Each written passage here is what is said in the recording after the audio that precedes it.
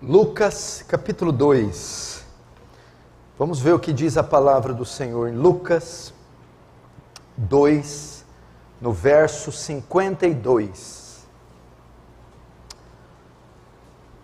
E crescia Jesus em sabedoria, estatura e graça diante de Deus e dos homens. Mais uma vez, só mais um pouquinho de brilho. E crescia Jesus em sabedoria, estatura e graça diante de Deus e dos homens. Até aí, fecha os olhos, vamos orar. Pai Santo, diante de Ti nos colocamos, mais essa noite de sábado, mais um capítulo da história está sendo escrito, mais um ano, mais um semestre, e acontecimentos que marcam o mundo todo. E a igreja aqui presente, clamando por sua misericórdia, sua proteção, seu alívio. Nunca precisamos tanto do Senhor como nesses dias. Ser propício a nós. Não se afasta de nós, Senhor. Despeja a tua graça e nos ensina hoje, nesse tão importante aspecto da vida e da família cristã. Os jovens, os adolescentes, nos ajuda nessa tarefa de educar, ensinar e criá-los, para a glória do Senhor. Amém. Irmãos, preste atenção aqui, eu creio que eu vou estar abordando um tema muito oportuno, muito pertinente, muito atual. Quero falar de uma categoria de pessoas que são das mais intrigantes da sociedade, que são das mais enigmáticas e que de nós mais requer desafio. É dos adolescentes, essa categoria distinta, singular, essa categoria de pessoas muitas vezes indescritível. Os adolescentes, nós sabemos que é uma das faixas mais difíceis, faixas etárias, mais difíceis de se lidar com os nossos filhos, por exemplo. E são aqueles que apresentam um dos comportamentos mais intrigantes de toda a sociedade. E é uma área que requer muito trabalho, muita atenção, muito investimento da nossa parte, porque muitos ou se perdem ou têm sucesso nessa fase que eles chamam de adolescência, que vai dos 12 até 17 anos, é considerado estar dentro desse termo que a sociedade bem moderna tem usado, a adolescência. E nós sabemos também a infinidade de problemas que a nossa sociedade tem envolvendo essa faixa etária ou esse grupo de indivíduos, a infinidade de problemas que as igrejas enfrentam por não saber falar a sua linguagem ou não saber dar a eles soluções bíblicas eficazes, específicas, e a infinidade de problemas que pais têm também por não saber dialogar com essa faixa etária. E nós estamos vendo aos montões, aos borbotões, pais, famílias perdendo os seus jovens para o mundo, para as drogas, para o sexo ilícito, para o ateísmo, para toda sorte de pecados. Talvez é a categoria que mais se perde dentro do contexto religioso. E nós não podemos assistir isso sem fazer nada. Temos que sair em defesa desses jovens, temos que nos preparar para trabalhar com as suas dificuldades, com os seus problemas. Portanto, e também para os adolescentes, né? Não é fácil ser adolescente nos dias de hoje. Quanto mais um adolescente cristão. Eles já estão grandes, por exemplo, para receberem disciplinas físicas. Entretanto, já são maduros para terem responsabilidade. Então, a tarefa dos pais e de todos os conselheiros cristãos não é tentar impor a força nos adolescentes, não é tentar colocar neles a força, princípios, formas, regras, mas ajudá-los, à luz da Escritura, a alcançar maturidade cristã, maturidade moral, maturidade espiritual. Vamos então para o termo. Você vai ver que ao longo do discorrer da palavra, eu vou usar pouco esse termo adolescente. É necessário aprender que essa ideia de adolescência foi criada aproximadamente há um pouco mais de 70 anos atrás. Ela é relativamente nova, esse termo adolescência e adolescente. Ele surgiu após da Segunda Grande Guerra Mundial.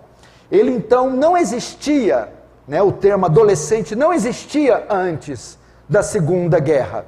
Não havia uma categoria de indivíduos entre a infância e a vida adulta, porque o adolescente é essa categoria. Ele fica entre a infância, as crianças, e o indivíduo adulto. Ele é o que está no meio. Mas esse termo, até 70, 75 anos, não existia. Existia infância,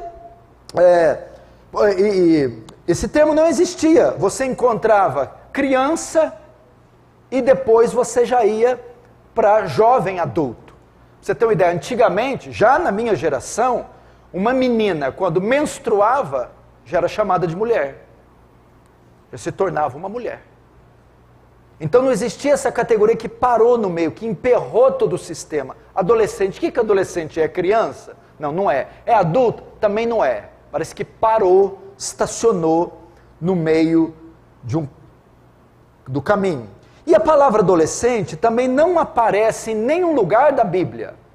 Ou a Bíblia trata com o indivíduo como criança, ou trata como adulto, ou jovem adulto. Porque, por exemplo, depois dos 12, 13 anos, um menino na nação de Israel, ele já participava de atividades específicas para adultos, restritas aos adultos. Portanto, não havia categoria para indivíduos entre infância e vida adulto. Ou você era uma criança, ou você se tornava um jovem adulto. Para você ter uma ideia, em menos de 100 anos atrás, um menino ou uma menina tinha uma responsabilidade grande aos 13 anos de idade. Por exemplo, aos 13 anos de idade, ele já tinha uma responsabilidade, se fosse menino, na fazenda com seu pai. Se fosse menina, na cozinha com a sua mãe. Eles eram treinados para um trabalho remunerado ou para um empreendimento familiar, até os 17 anos. Estaria casado até os 20 e seria um marido e um pai responsável, ou uma mãe responsável, até mais ou menos 23, 24 anos. Era assim antigamente, que a sociedade definia, ou a igreja, as categorias de pessoas. Talvez seja difícil para alguns jovens aqui imaginarem tal coisa nos dias de hoje, com 12, 13, 14, 15 anos, já assumirem responsabilidades de um adulto. Mas era exatamente que acontecia isso 100, 200, 300 anos atrás e nos tempos bíblicos. Não esperava-se atingir a maioridade para se ter responsabilidade de adulto. E o que estamos vendo hoje, uma tragédia na sociedade, é que meninos de 12, 13, 14, 15, 16, 17 anos não têm responsabilidade alguma. São tratados como pirralhos, não se desenvolveram intelectualmente, emocionalmente, espiritualmente, e nem desenvolveram um ofício para que ambos contribuam com a sociedade, com a família. Ficaram perdidos no meio do caminho. Muitos adolescentes, muitos poucos adolescentes têm consciência de que nem sempre foi assim como é hoje. Os adolescentes de hoje são escravos dessa cultura, que vendem suas roupas, música e entretenimento, e moldam o seu perfil, a sua forma de ser, de falar, de vestir, e principalmente o seu comportamento. Em 1994, a revista Life, uma revista famosíssima americana, cobriu o novo fenômeno teen. Em um artigo, ela disse: há um período na vida de toda moça e rapaz americanos em que a coisa mais importante do mundo é fazer parte da multidão e agir, falar e se vestir exatamente como eles. Essa é a adolescência. Isso é ser adolescente. Portanto, quando se trata de adolescente cristão, as coisas pioram ainda. Porque ser rejeitado pelos amigos, quando é um adolescente cristão, né? Ou quando ele está nesse período que cobre dos 12 aos 17 anos, não é fácil para ele quando ele está dentro dessa faixa etária e é um cristão. Porque ele pode ser rejeitado pelos amigos e pela sociedade. E isso é devastador. E meninos e meninas dessa faixa etária têm uma profunda necessidade de serem aprovados pelos amigos, pelos colegas, pela sociedade. E tem uma necessidade de adotar o estilo de vida proposto por essa cultura. Mas você sabe, jovem, adolescente, menino que está aqui, menina, você sabe do fundo do seu coração que viver para fazer a vontade dos outros, ou para viver, para fazer o que as pessoas e o mundo gostam, não é liberdade, é escravidão. Você se torna escravo da cultura, do desejo de outros e do que esse mundo impõe. E se você pertence a Jesus, se você é cristão, essa escravidão não pode dominar você. Você não pode andar segundo o que esse mundo define. Entretanto, se vocês que estão aqui, os que estão me assistindo, se conscientizarem historicamente e biblicamente que outras possibilidades existem, você pode ser liberto para um estilo de vida que agrada a Deus. Se você entender que há outras formas de comportamento, outras formas de relacionamento, outras formas de vocabulário, de vestimenta, e olhar para a história e para a escritura, você então pode viver no estilo de vida que agrada o Senhor. Portanto, irmão, essa palavra, esse termo adolescente, ele não existe. Ele é uma invenção da cultura ocidental que tem 70 e poucos aninhos. Na Bíblia, é criança ou é homem? É criança ou mulher? Quando você trata e coloca esses meninos nessa categoria, o que ele é? Homem ou é criança ou mulher? É uma pirralha. É criança ou homem? É um pirralho. Ficou no meio. Vamos então procurar ser os mais bíblicos possíveis para a formação dos nossos filhos. Agora nós vamos para o texto bíblico, para nós sabermos como lidarmos com essa faixa etária, chamada pela sociedade de adolescência, que tem sido desprezada, ao mesmo tempo que é alvo dessa massa de manobra, dessas mentes malignas, corruptas, que usam da inocência, da inexperiência, da falta de estrutura desses meninos para os seus interesses caprichosos, malignos, ímpios. O texto que nós lemos de Lucas 5, 2, 52, os pais de Jesus estão indo para Jerusalém para uma das festas judaicas. Estão indo para a Páscoa, a mais importante, que era pobre e morava longe, e apenas em uma das festas. E a Bíblia diz que Jesus já podia ir para lá, porque tinha completado 12 anos. E era obrigado, uma pessoa do sexo masculino frequentar essas festas como alguém responsável. como um indivíduo adulto, ele era obrigado a estar lá. E o verso, por exemplo, o verso 42, diz, quando Jesus atingiu 12 anos, subiram a Jerusalém. Por que disseram isso? Porque para o judeu essa idade é uma idade que fazia transição entre a infância e uma fase juvenil adulta. Agora Jesus podia participar de atividades de adulto, porque ele tinha 12 anos. Então se entende que é nessa fase que começa a adolescência, a juventude ou a fase adulta. E no verso 52, o historiador Lucas, o médico Lucas, começa a descrever fases da formação de Jesus, do crescimento de Jesus. Então, através do exemplo de Jesus, da sua formação, vamos extrair alguns princípios para os nossos jovens, para as nossas crianças, para você pai que está sofrendo e lutando com seus filhos que estão aí, 14, 15, 16, 17. Para você pai que está com frio na espinha, porque está olhando para o seu, que tem 8, que tem 9, que tem 11, e está já na transição, e os perigos que ele corre. Vamos ver, o texto diz assim, Lucas 2,52, e crescia Jesus, aí vai dando os termos, sabedoria, estatura e graça, mas ele começa, e crescia Jesus. Vamos primeiro para o termo crescia, crescia.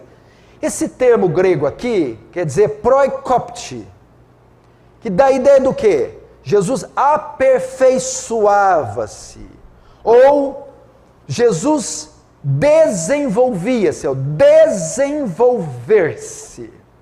O autor quer ter em mente que ele estava em uma fase da vida, 12 anos, que ele estava em pleno desenvolvimento, em pleno crescimento, em plena formação, tanto física, moral, como espiritual. Ele destaca essa fase de Jesus, 12 anos, como uma fase de pleno desenvolvimento físico, moral e espiritual. Irmãos, pais e jovens que estão aqui, esse é um período muito importante do desenvolvimento do indivíduo. Quando eu falar período, quando eu usar termo adolescente ou jovem, eu sempre vou estar abarcando dos 12 aos 17. Ok? É mais ou menos isso que eu vou estar tratando. Então esse período, dos 12 aos 17, é um período muito importante da formação do indivíduo. Por quê? Do desenvolvimento do indivíduo. Porque ele está em plena formação. Ele está no auge da sua formação. Talvez pode dizer que ele está no meio da sua formação. E ele é uma faixa importantíssima. Então aqui nós aprendemos alguns princípios para se destacar nessa parte. Crescia. Primeiro, essa fase da adolescência é uma fase muito delicada. E se ela é delicada, ela requer muito da nossa atenção. E por incrível que pareça, a fase da adolescência é a que menos as famílias e os pais empregam atenção. A atenção é toda convergida na fase da infância. Quando o indivíduo atinge uma certa independência, que é essa, dos 12 aos 17, eles são completamente deixados. E aqui dá a ideia de que, por se tratar de uma fase assaz delicada, extremamente delicada, ela requer profunda atenção nossa, ok? Requer uma atenção especial de 3 categorias. Primeiro, uma atenção especial dos pais. Você tem filhos nessa faixa etária, você precisa dar profunda atenção a eles. tem que dar a eles uma atenção especial, por se tratar de uma fase de formação, de valores, conceitos, comportamento, ética. Pais, deem atenção para os seus filhos. Segunda categoria, os irmãos e anciãos da igreja. Por se tratar de jovens e adolescentes cristãos, se estamos em uma congregação repleta de meninos e meninas de 12 a 17 anos, os irmãos mais maduros da igreja e os anciãos, que envolve pastores, presbíteros, diáconos, também devem dar atenção especial para essa categoria dentro da igreja. Por que faltou? Por que está se vestindo assim? Por que não lê Bíblia? Por que não vem aos cultos?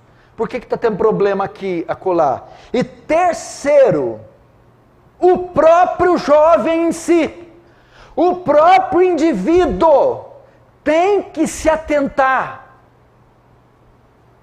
para o fato de que ele está numa fase delicada. O que é isso? Quando Jesus disse, vigiai para que não entreis em tentação, porque na verdade o espírito está pronto, mas a carne é fraca. Essa ordem de Jesus não diz respeito a terceiros, outros cuidem de mim. Essa ordem diz respeito de mim mesmo, eu tenho que vigiar, ou seja, estar em alerta comigo mesmo, com as minhas inclinações, com meus desejos, com a minha conduta. Então, se você está dentro dessa faixa, menino ou menina, se cuide, vigie, não deis lugar ao diabo, preste atenção. Então, essa é a primeira advertência. Meninos e meninas, nessa fase, requer atenção. Por quê? Estão em plena fase de formação. E aí o texto continua. Jesus crescia, se desenvolvia, né? Vamos ver agora quais áreas a Escritura diz que Jesus se desenvolvia. A primeira que eu quero colocar, o texto fala que Jesus crescia em sabedoria. Mas eu vou para o segundo, por uma razão óbvia, vou começar para a parte natural. Jesus crescia em estatura. A primeira área do desenvolvimento do adolescente, jovem, ou aquele que saiu da fase infantil para adulta, Jesus, foi a estatura. O grego quer dizer elikia, da ideia de altura de uma pessoa. Jesus estava crescendo fisicamente. Qual que é a ideia aqui que o autor tem em mente? O desenvolvimento físico de Jesus. O desenvolvimento físico de Jesus. Jesus é o que? 100% Deus. É a encarnação de Deus, do Verbo. Mas também era 100% homem. E sendo homem, tinha que passar por todos os processos naturais do indivíduo. Ele tinha que ser gestado no ventre de uma mulher, tinha que vir à luz através de um parto, tinha que tomar leite materno e crescer. Quando fala que Jesus crescia em estatura, o autor dá ênfase no desenvolvimento físico de Jesus. Irmãos, costuma-se dizer que o início da adolescência se dá com a puberdade. O que é puberdade? O termo traduz as mudanças físicas que resultam em maturidade reprodutiva. Começa a ter alguns pelos, começa a ter formação dos órgãos reprodutores, e alguns dizem que essa fase, ela dá início, ela começa na puberdade.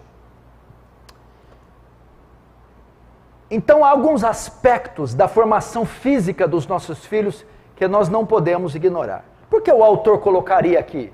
Jesus crescia. Uma das ideias é mostrar a humanidade de Jesus. Ela é homem, vai ter que crescer igual homem. mas ele mostra que esse aspecto na formação das nossas crianças é muito importante. Vamos lá, por exemplo, algumas das principais mudanças da vida ocorrem na adolescência. Por isso que eu disse que nós temos que dar uma atenção especial. Por quê? Porque é uma fase extremamente delicada. E algumas mudanças, as principais, ocorrem na vida do indivíduo nessa fase, dos 12 aos 17. Por exemplo, primeiro, o sistema reprodutivo de um adolescente se torna ativo. É nessa fase que ele tem a capacidade de procriar. É nessa fase que o indivíduo tem a menina tem capacidade de ser mãe. E o menino, dependendo da idade, capacidade de ser pai. Então veja só, como é que alguém tem capacidade de ser pai e alguém tem capacidade de ser mãe pode ser tratado como menino, como adolescente, como pirralho?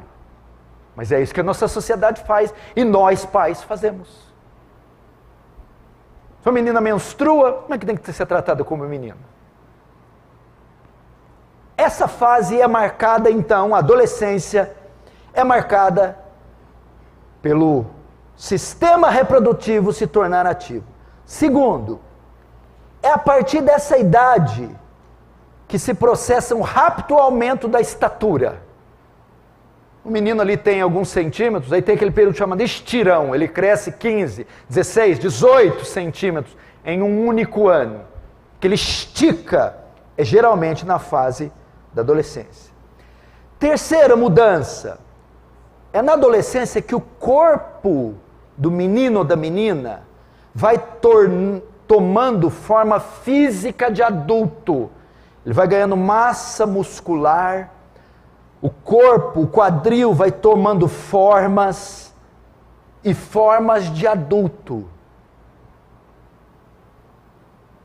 Quarto, é nesse período que ocorre surgimento de pelos no corpo, mudanças no tom de voz e outras alterações físicas e emocionais. É nessa fase que a gente deixa largado no quarto, jogando videogame, 15 horas. Que a gente manda para a escola de manhã, o inglês depois do almoço, a natação, e só pega à noite. E só quer que vai dormir, que não fale e não enche o saco. Tá, mas por que dar ênfase nessa parte? Tá, tudo bem? Presta atenção. Por que dar ênfase nessa parte? Porque nesse momento do desenvolvimento físico, 12 a 17, é que ocorrem mudanças significativas também no comportamento. Ele passa a não ser mais aquela criancinha doce, ingênua, sincera.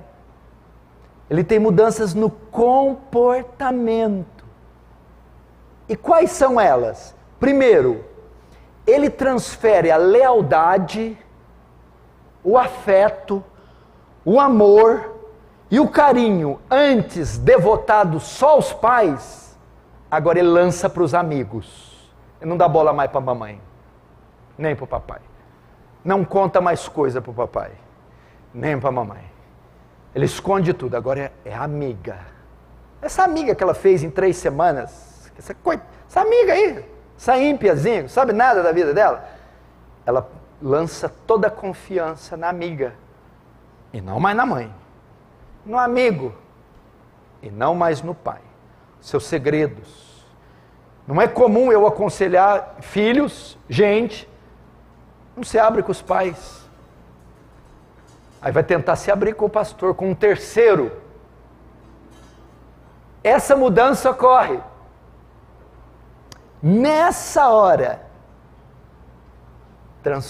transferem a lealdade, afeto, amor, antes devotada só aos pais, agora a terceiros.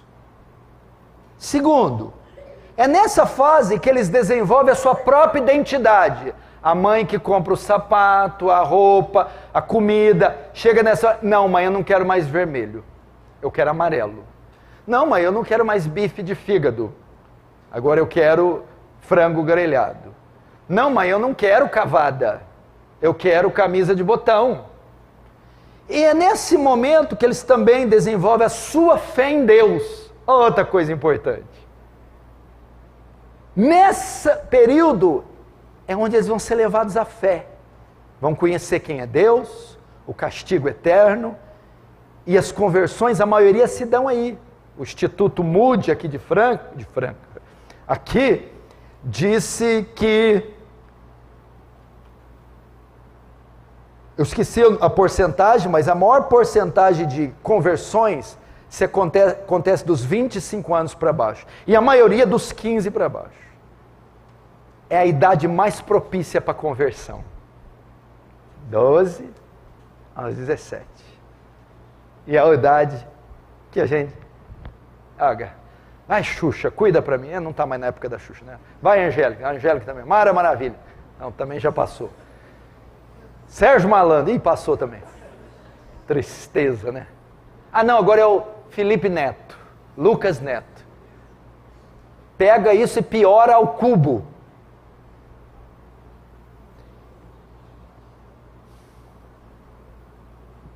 Por que que eu estou dando ênfase aqui? Terceiro. E é nessa fase, repia aí, pai. Quem é pai de menina, como eles dizem aqui no Brasil, em Franca, menina mulher. Menina só pode ser mulher, mas que fala menina mulher, menino homem. Pais de menina mulher. É nessa fase que eles começam a desenvolver atração pelo sexo oposto.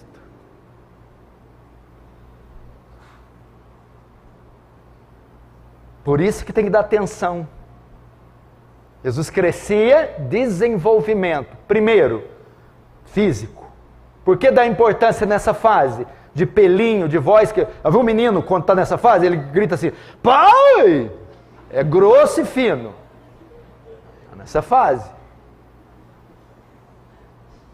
Ora, ele tem coisas geniais. Vixe, esse menino está maduro. No outro dia faz coisa de bebê. Mas é nessa parte que ele começa a desenvolver a atração pelo sexo oposto. E aqui tem 2 agravantes. Prestem atenção, pais, porque eu sei que vocês estão rindo. Vocês estão rindo para não chorar. Porque a realidade não é brinquedo. E eu sei que não é, e eu tenho 2 que vão chegar aqui. Um está quase pegando o bastãozinho aqui. Ai, Jesus, me guarda. Primeiro, 2 agravantes. Ele começa a ter desejo sexual, a libido, desejo sexual. E segundo, desejo afetivo. É nessa fase dos 12 a 17, começa a desenvolver atração sexual, tensão sexual, desejo sexual. E segundo, desejo afetivo. Qual é a nossa função dos pais e anciãos da igreja e demais irmãos e o próprio indivíduo? Primeiro, proteger a sexualidade dos filhos. Proteger a sexualidade dos filhos. Cânticos 3:5 ensina esses 2 agravantes. Prometam a mulheres de Jerusalém, pelas gazelas e corças selvagens, que não despertarão o meu amor antes do tempo. O que esse texto quer dizer? Não desenvolva minha sexualidade precocemente. E nem incite a paixão em mim pelo sexo oposto precocemente. Antes do tempo é precocemente. Uma menina de 12 anos pode gostar de um rapaz? Não pode, é precoce. Ela não tem idade para ter relacionamento nenhum. O indivíduo de 13 pode ter já atração sexual e pode ter atividade sexual. Não pode, porque ele não tem condição de ter atividade sexual lícita. É dever dos pais, então, primeiro, protejam a sexualidade. O que é isso? Não permita que os seus filhos sejam expostos a cenas, sons, imagens, amizades que incitem neles o desejo sexual. Preservem a pureza moral dos seus filhos, a pureza sexual dos seus filhos. E se você está aqui, está dos 12, essa já serve até os 99. Se proteja. Por quê? Porque se isso não acontecer, vai ocorrer um estrago na sexualidade do seu filho sem precedentes. Então você pega hoje, os jovens hoje, dessa idade, estão confusos sexualmente.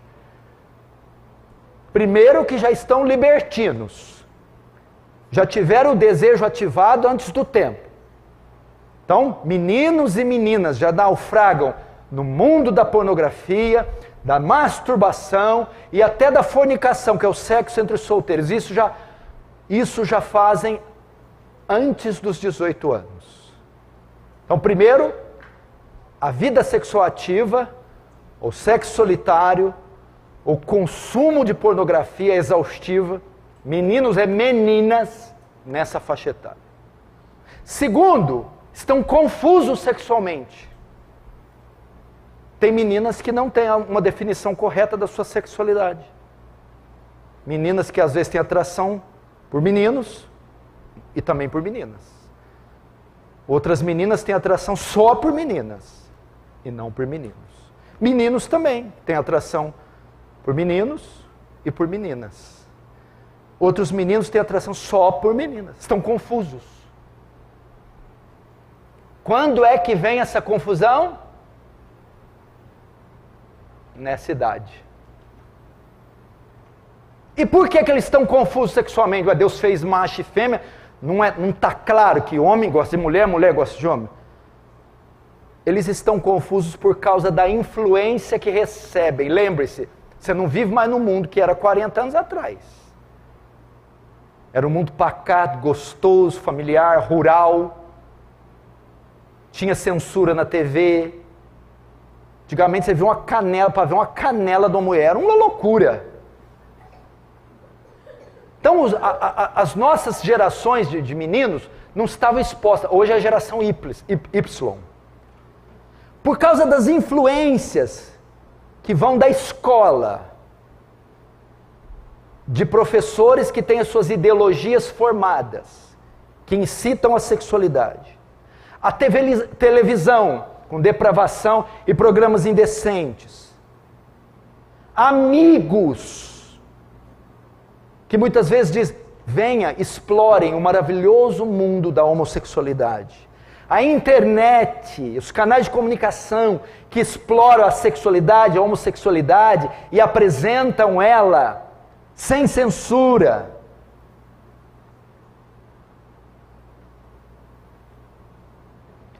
Eles estão confusos. E por último, por não terem referenciais nos seus lares, a sua sexualidade pode se perverter. Por exemplo, quando o menino homem não tem um referencial masculino, a ausência do pai, um pai omisso, ou alguma coisa relacionada ao pai, ele lança essa referência na mãe e ele fica confuso sexualmente. E a menina a mesma coisa. Quando a falta de referência, porque às vezes ele não tem referência no lar, aí não tem referência na escola também, porque os coleguinhas estão tudo daquele jeito. E de repente os ídolos teen, esses grandes atores, cantores, também têm a sua sexualidade pervertida. Ele perde a referência. Ou ela perde a referência. Em qual fase? Dos 12 aos 17. Então, o dever dos pais. E de você que está ouvindo. Que às vezes você está ligando bolúfias porque eu estou falando. Jovem, adolescente. Você acha que eu não sei que tem menino aqui que senta e tem ódio da igreja, de Deus, de mim? Mas eu estou dando dados que vão trazer para você saúde, sucesso, ou fracasso e derrota. E segundo, os pais devem proteger a sexualidade dessa forma. Pegando toda essa influência, essa parafernália imunda, esse lixo, tirando dos seus filhos e promovendo uma influência saudável e sadia. Segundo, guardá-los dos relacionamentos precoces. Meninos de 11, 10, 12, 13, 14, 15, 16, não estão prontos para relacionamentos com o sexo oposto. Esse negócio de namorar com 15 anos, saiu meu pai e meu avô lá, batia com pedaço de pau antigamente. O quê? Vai uma marmanja aparecer lá para as filhas dele, pra você ver. Pega uma garrucha, é um pedaço de pau, pega um... Ei, meu filho! Agora não. Tem 11 aninhos, já faz coraçãozinho. Como é que é? Os irmãos que faz aí.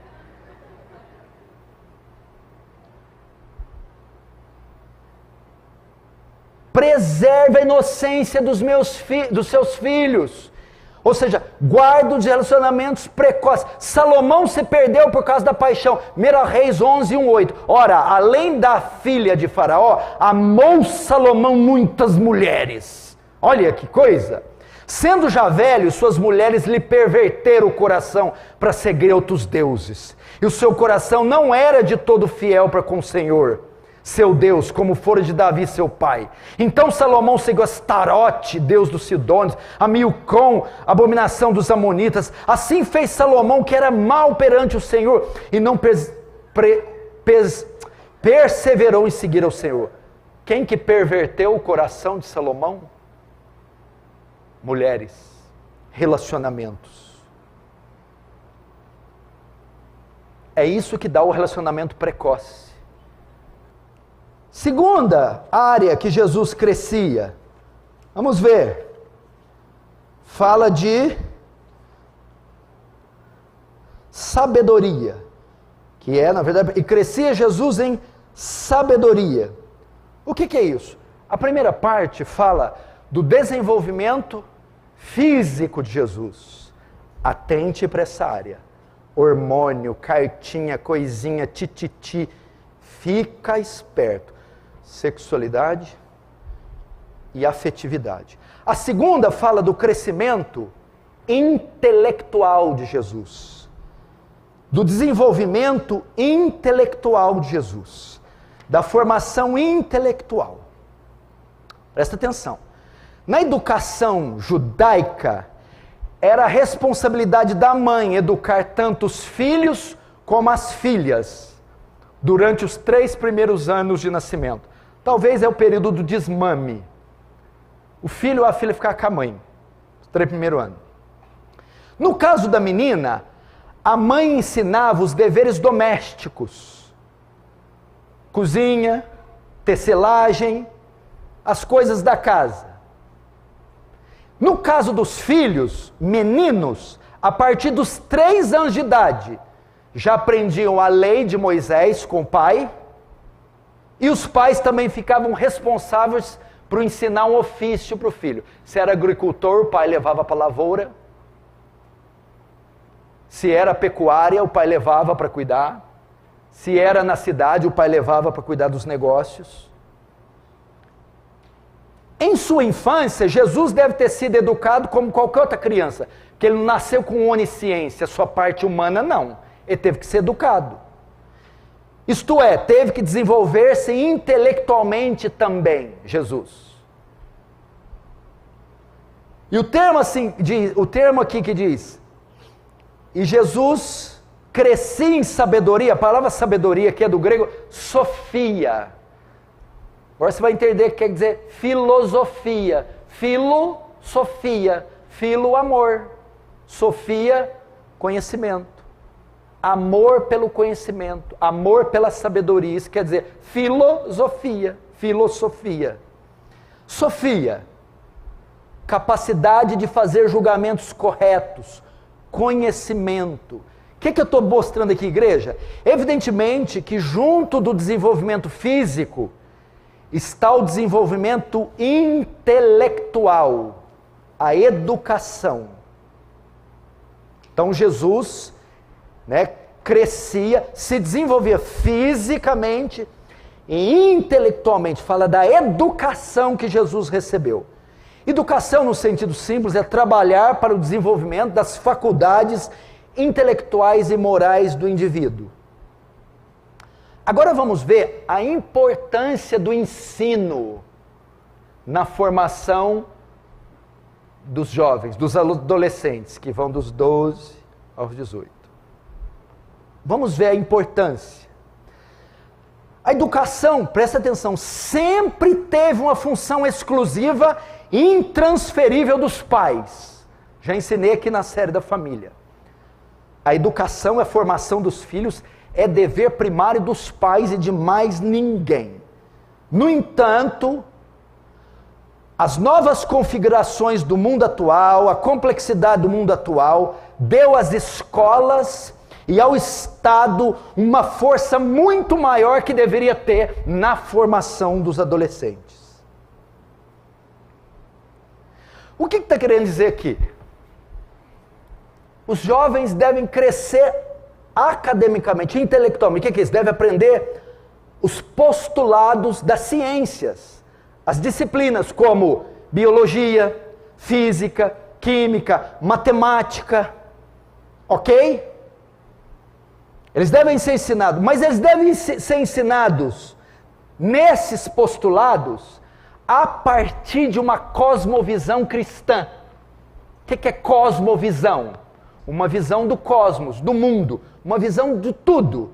Cosmovisão cristã é uma visão do mundo, todas as áreas da sociedade, a partir da perspectiva bíblica cristã.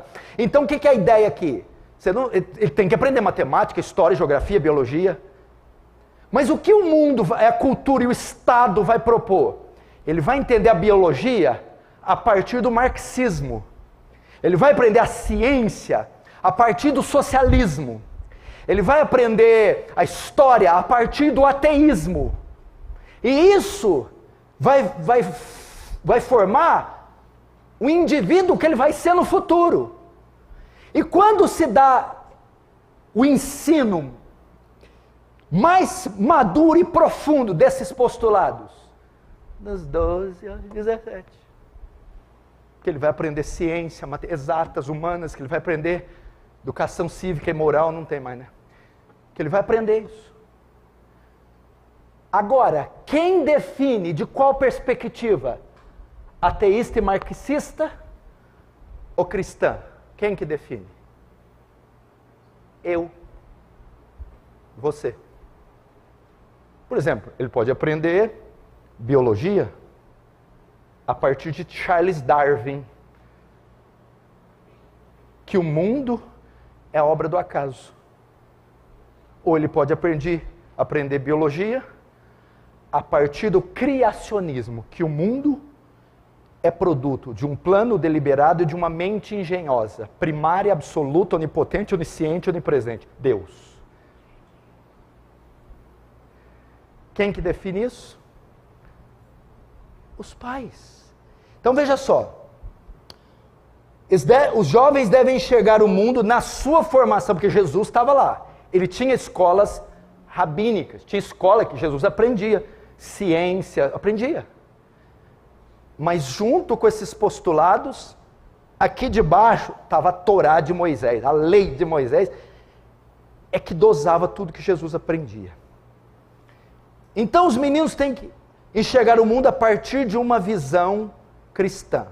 Agora escute, pais, olhem para mim. Por isso estamos perdendo nossos jovens nessa fase. Por isso que estão sentados aí, ou me vendo, e são rebeldes. E se conduzem como querem. Por quê? Todos os conceitos que eles estão aprendendo vêm da cultura secular. Vêm da escola, que muitas vezes tem um viés socialista. Vem de Felipe Neto, Lucas Neto, vem da TV, vem das novelas brasileiras, vem da literatura, vem da internet e vem das amizades. Ou seja, eles aprendem as disciplinas a partir da cosmovisão do mundo secular desse povo. Portanto, irmão, ética, assunto sobre ética, família, religião, casamento, sexualidade, uso de bebida ou drogas, a relação do Estado com a igreja. Tudo isso deve ser aprendido e julgado a partir das Escrituras, a partir da cosmovisão cristã. E nesse sentido os pais têm um papel importantíssimo. Assim faziam os judeus com as crianças. As crianças aprendiam a Torá. Veja só, e a Torá, que é a lei de Moisés, a lei, o Antigo Testamento, vamos colocar assim, era usada para tudo. Até quando os pais e professores ensinavam o alfabeto para os filhos, usavam a Torá. E quando iam ensinar linguagem, gramática, história e geografia, ou pelo menos os rudimentos dessas matérias, eram todas estudadas a partir das Escrituras, da Bíblia. Então, pais, olha aqui, Salmo 78, 3 e 4, as histórias que ouvimos e conhecemos, e que nossos antepassados transmitiram, não esconderemos essas verdades dos nossos filhos, contaremos às gerações seguintes os feitos gloriosos do Senhor. Deuteronômio 6, 6 e 7, guardem, pais, sempre as palavras que hoje lhes dou no seu coração, e repita-as com frequência aos seus filhos. Converse a respeito delas quando você estiver em casa com seus filhos, caminhando com seus filhos, quando se deitar e quando se levantar com seus filhos. Provérbios 22, 6, ensina a criança o caminho que deve andar, ensina criacionismo, ensina o casamento heterossexual, ensina que a sexualidade está protegida dentro do contexto do matrimônio, ensina que quando ela for velha não se desviará.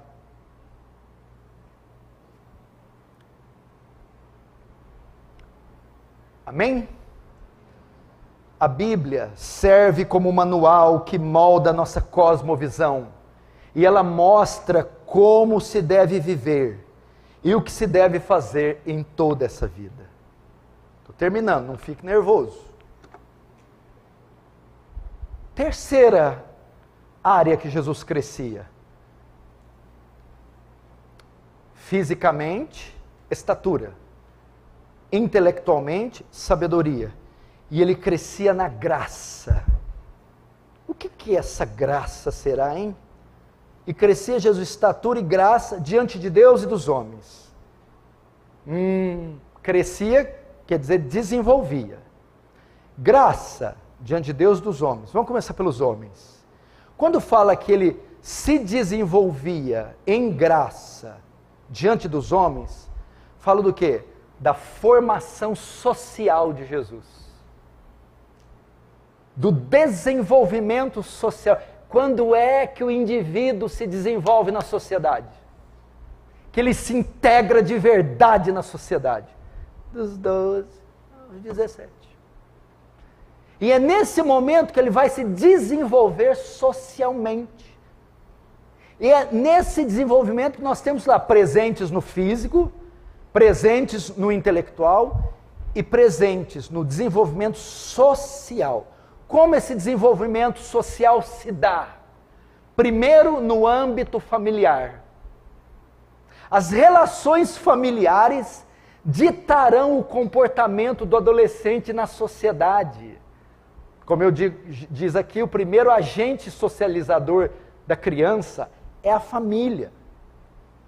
E o desenvolvimento do adolescente depende de estar em um ambiente que promova amor, segurança e estrutura. Se não tiver isso, vai se perder. E a gente sabe que grande parte dessa delinquência juvenil é lares sem um pingo de estrutura. Então, como é que está o desenvolvimento social dos seus filhos? Como é que é a relação dele com o pai, com a mãe, com os irmãos? Como é que é a relação dela com o pai, com a mãe e com os irmãos? Esse menino vive num contexto que dá amor, segurança e uma estrutura para ele?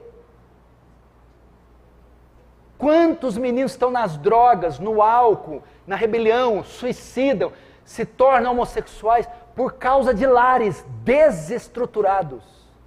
Então, o lar é importantíssimo para o desenvolvimento social do menino. Embora a adolescência não seja uma aprovação tumultuosa para a maioria das famílias, pesquisas revelam que mais de 20% dos adolescentes se envolvem excessivamente em discussões com seus pais.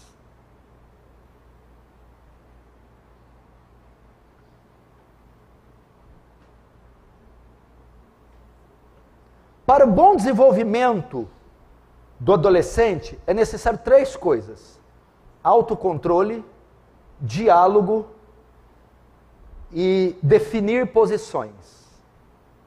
Jesus se desenvolvia bem com José, com Maria, com a sociedade, com a cultura judaica. E isso foi um fator predominante para o seu desenvolvimento.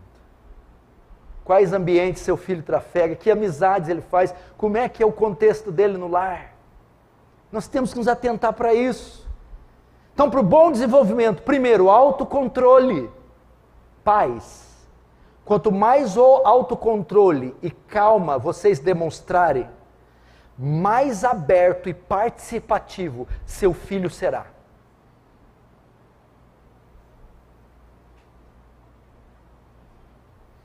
Por que esses meninos têm essa revolta? Primeiro, porque eles vieram de Adão. Segundo, que o pai deles também veio de Adão. E a mãe veio de Eva. Falta de autocontrole.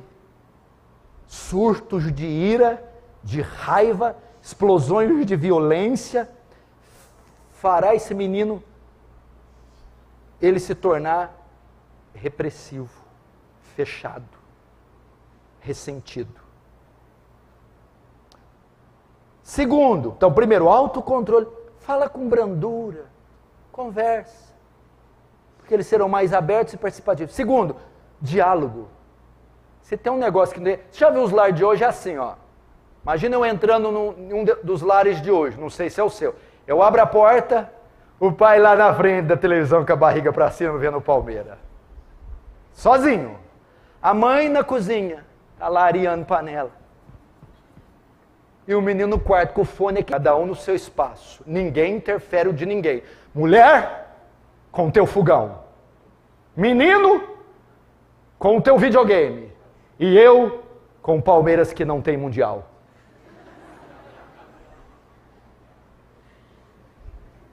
Quem que conversa nessa casa? Aí o menino está aqui. Vou mandar um zap pro meu pai. Vai que ele responde.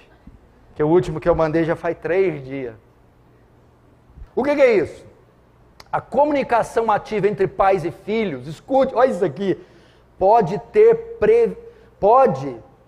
ser preventiva e evitar vários problemas sérios, incluindo uso de drogas, álcool, problemas na escola, gravidez precoce, dentre outras coisas. Como que tudo isso é evitado? No desenvolvimento social da criança, quando há diálogo no lar. Terceiro, as posições definidas. Sabe por que o menino se perde? Porque ele não sabe quem é quem nessa casa, quem é que manda, quem é o que aqui. As posições definidas, o pai, o cabeça, o líder espiritual, o provedor, protetor, a mãe, a auxiliadora, os filhos, a prole.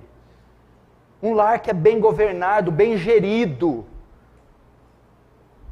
Quando as posições são definidas e cada um ocupa elas, é igual um relógio, a engrenagem funciona, que é uma beleza. Isso faz o convívio social no lar ser bom. Então, o desenvolvimento social, primeiro no contexto familiar, segundo, na cultura e na sociedade. Através de toda a história da humanidade, todas as culturas têm enfrentado o desafio de passar seus valores para a nova geração. Só que agora, igreja, os meios de comunicação em massa, a indústria e o entretenimento e a publicidade, eles não só refletem essa cultura caída, mas também influenciam com mensagens poderosas para os nossos jovens, que quase todas são negativas, como o sexo liberal, o uso de drogas, comportamento agressivo, a mentira. Eles glamourizam o erro e são produzidos em massa sobre os nossos jovens. Por exemplo, uma das mensagens que a cultura transmite hoje para os jovens é que não existe absolutos, valores absolutos, verdades absolutas. Certo e errado são questões de preferência. e a verdade é tudo o que se acha que ela pode ser. Então veja só, quando falo do desenvolvimento social, fala da cultura. O que eu aprendo aqui com a questão da cultura? As maiores influências dos pais, as maiores influências dos meninos, devem ser os pais. Então vamos imaginar assim, ó, como é que você lida com isso aqui? Dos 12 aos 18, a formação, o desenvolvimento social é importante. Mas eles são bombardeados por uma comunicação em massa que perverte eles. Vou te dar a dica. Você define o conteúdo que os seus filhos consomem e não os seus filhos. Afinal de contas, que jeito que vai se proteger disso? Está chovendo iniquidade. Você define o que ele consome. Áudio, vídeo. Você que define onde ele vai, o que ele ouve, o que ele vê, com quem ele anda. De modo que fazendo assim, não é a novela, a TV, a internet, o amigo, a escola, que exerce influência sobre eles, e sim você. Os maiores influenciadores dos filhos não podem ser esses produtos em massa, mas os pais no desenvolvimento. Segundo, no desenvolvimento social inclui também o sexo, a sexualidade. O relacionamento homossexual hoje é promovido como estilo alternativo válido. Na verdade, termos como bissexual, transexual, travesti estão se tornando cada vez mais comuns na nossa sociedade. Então, as pessoas não têm referenciais de sexualidade. A ideia que hoje o mundo passa, vale qualquer coisa. Homem com mulher está certo, mulher com homem está certo, mas homem com homem está certo também, e mulher com mulher está certo. E homem com mulher e homem com homem também está certo. Pais, saiam na frente. E antes que o Estado, os amigos e a cultura configurem a sexualidade dos seus filhos, antes que eles formem ela, forme você primeiro. Ensino sobre sexualidade no lar. E quando vir essa chuva de LGBTQ mais YZ, seu filho já está blindado com o ensinamento que você deu desde o berço. Então a ideia aqui, saia na frente. Filho, Deus fez homem e mulher, macho e fêmea os fez. E aí tem um ponto final.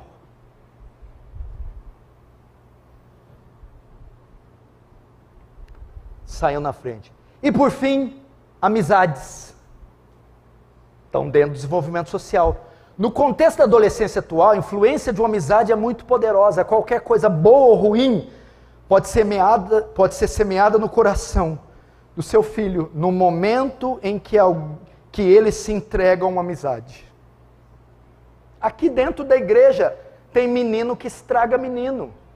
Tem menina que estraga menina. Aqui, gente. É claro. O pastor prega 1 hora. Aí vem um menino, um amiguinho dele, e fala uma frase, tem mais influência sobre ele que 1 hora de sermão. Muitos adolescentes e jovens influenciaram outros através da amizade a se entregar ao álcool, ao cigarro, às drogas, à pornografia e ao sexo antes do casamento. Então, aqui o que eu ensino? Escolha as amizades do seu filho. Josafá quase se estrepou, porque foi fazer uma amizade com Acabe.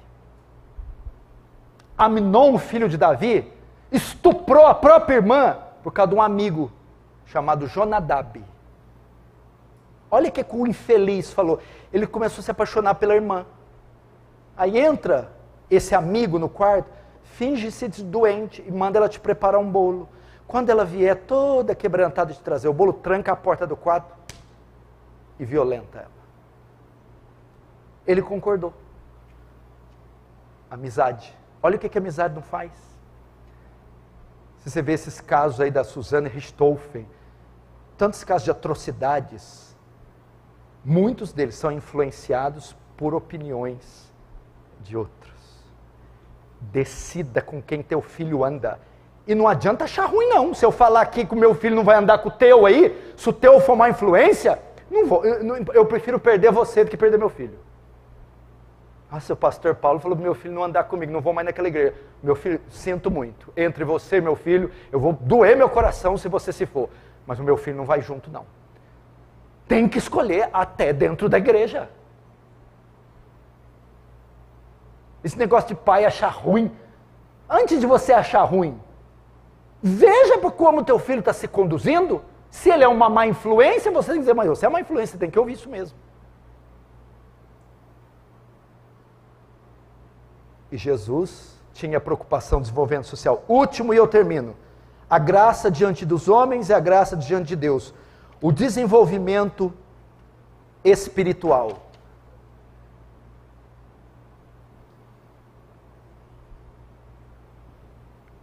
O desenvolvimento espiritual.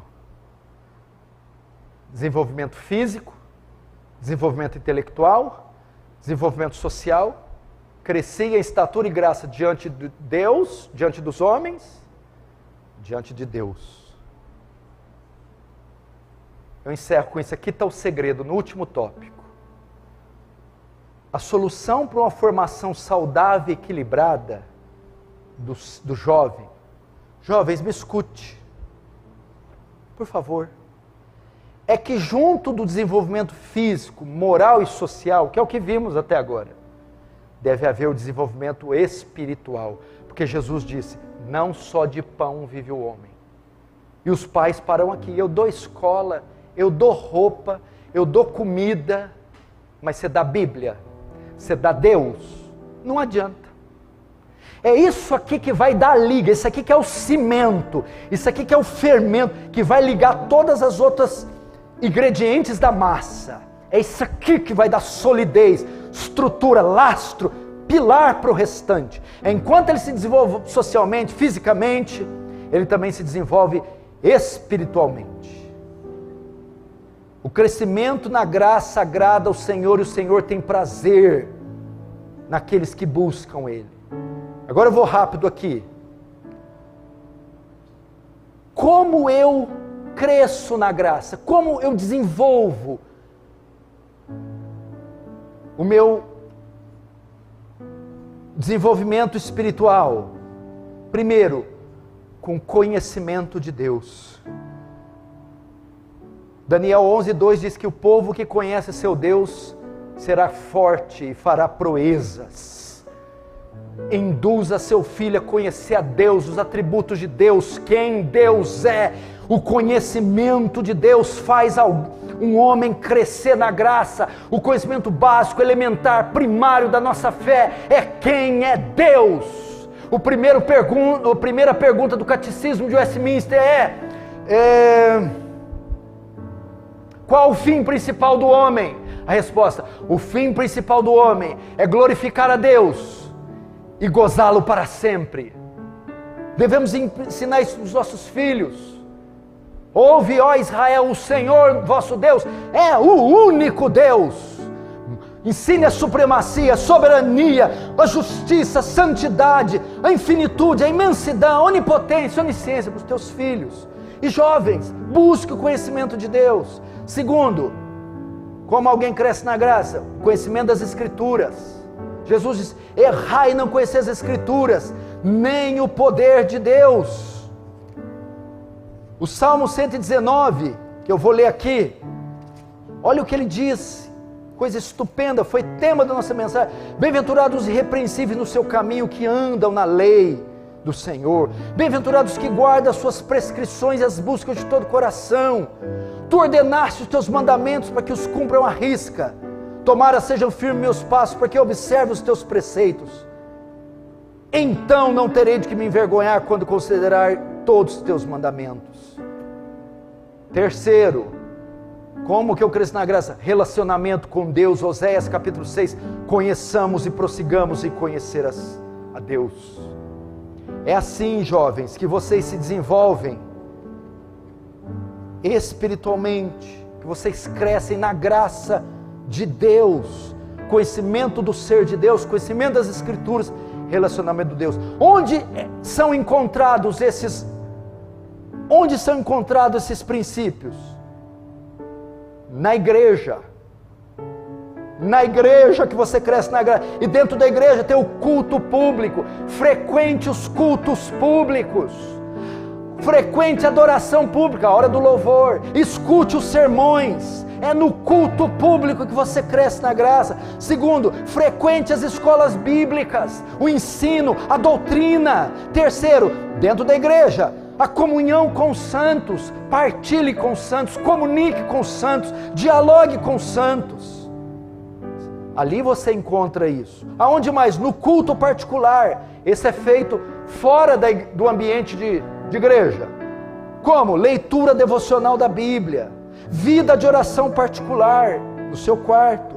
Culto familiar, pai, mãe e filhos. E a sua santificação pessoal, sua separação.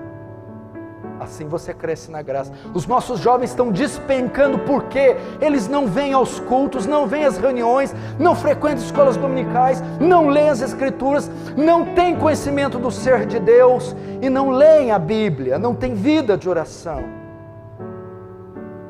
Agora eu termino. Sinais e características de alguém que está crescendo na graça. Qual que é o sinal que o jovem dos 12 aos 18 está tinindo, está bem com Deus? Ele é um homem que tem maior percepção do seu pecado. Ele se considera culpado, ele sente o seu pecado, ele admite sua pecaminosidade, tem convicção do pecado, tem temor do pecado. Quando mais se aproxima de Deus, mais ele se torna sensível ao seu pecado. Segundo sinal que ele está crescendo na graça, é um amor crescente pelo Senhor Jesus. Quanto mais ele vem aos cultos, mais vem à igreja, mais ele ama o Senhor Jesus. Terceiro sinal que esse menino dos 12 aos 18, 17, está crescendo na graça. É que ele, à medida que cresce, adquire um maior domínio sobre o pecado. Ou seja, refreia seus desejos, suas palavras, suas atitudes, tem uma vida mais santa. Quarto sinal é que ele está sempre crescendo espiritualmente. O que é isso? O seu ciclo de amigos cada vez é de gente mais espiritual. Ele se envolve cada vez mais com ocupações espirituais. Os diálogos, o que sai da boca dele é de natureza espiritual.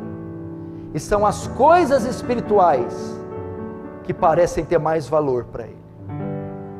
E por último, como saber que está crescendo na graça? Há um desenvolvimento do amor. O amor cristão. Ele passa a amar mais o povo de Deus, os irmãos, estar com eles e se compadecer das suas necessidades. É isso, meu irmão. Se você quiser, eu disponibilizo depois o esboço para os pais. A mensagem vai estar aí na internet para você ver a sós e ver com os filhos. Veja, reveja, pesquise. Se debruce sobre isso. Chore. Até que você tenha vitória na formação dessa classe tão difícil. E para vocês que estão ouvindo, meninos, não endureça o coração para o pastor, nem para os seus filhos.